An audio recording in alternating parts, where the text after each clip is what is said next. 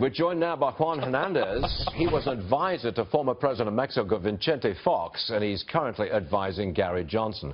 Sir, the meeting between Donald Trump and President Nieto yesterday has not gone down well in Mexico. Is that correct, sir? That is very correct. In Mexico, everyone is doing hashtag no eres bienvenido aquí. You are not welcome here. And you probably heard my former boss, Vincente Fox, giving his opinion, too. Is everybody saying that? I mean, nobody wants a stable relationship with maybe the future president?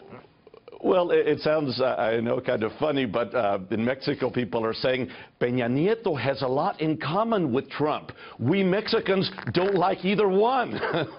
Well, Peña Nieto is down in the 20s in his approval in Mexico. Okay. Where are we going with this? I mean, okay, so Mexicans didn't like what Donald Trump visited and talked about. So what?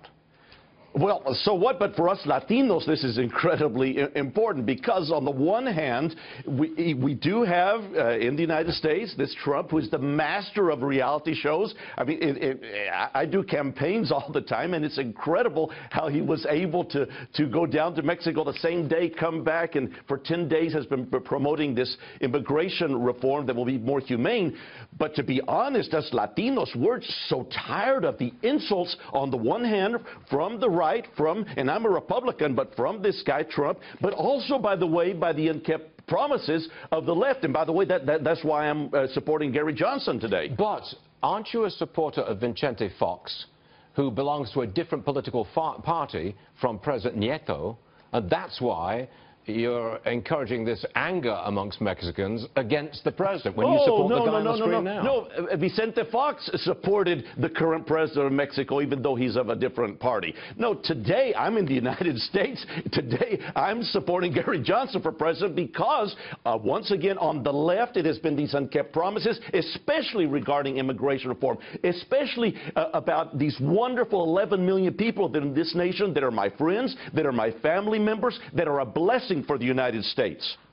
You do understand, though, that some of us who came to the United States legally, stood in line, paid the money, took the time to become legitimate American citizens, some of us might be a little uncomfortable with 11 million people who jumped the line, crossed the border, and now take jobs away from Americans. I mean, you can understand that, can't you?